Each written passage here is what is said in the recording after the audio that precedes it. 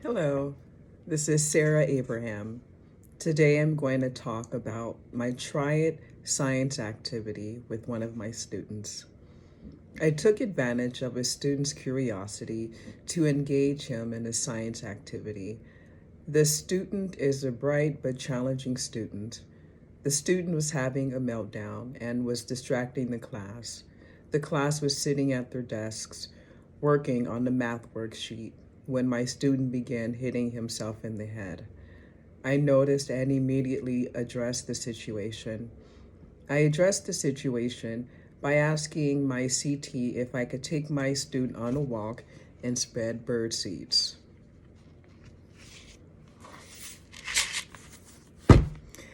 I didn't want to risk a power struggle, so I asked my student if he liked to go on a walk and help me spread my bird seeds. My student was curious and interested in the bird seeds I was holding. Sometimes a timeout away from the class can help a student regain self-control and prepare to come back to learning with the group. The two strategies that I deliberately use to support discourse are revoicing and probing. I'm an avid birder.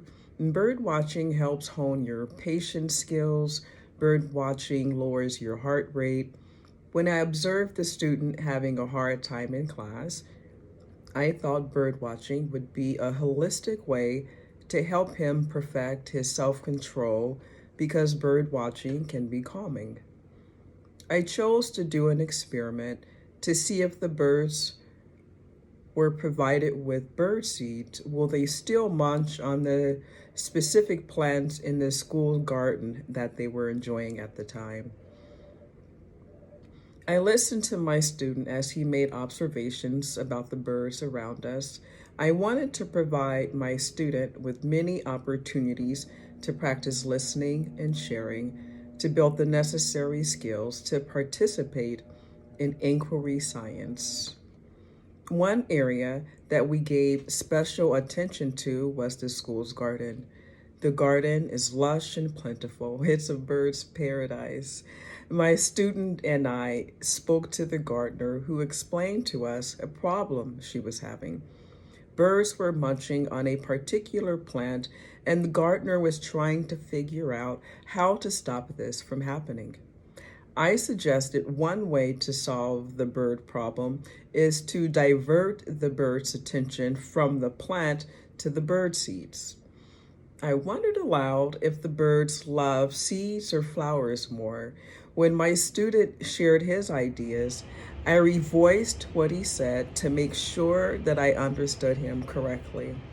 To test out my idea, my student and I spread bird seeds in a perimeter a few feet away from the plant.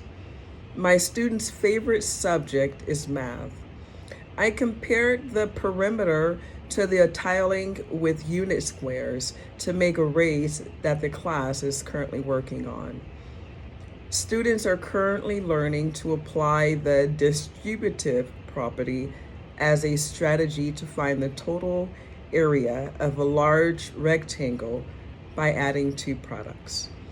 I used my students' love of math as an entry point into the science activity.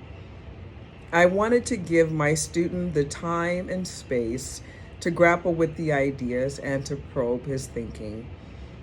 The overall activity was enjoyable for both my student and I. My student was able to get one-on-one attention.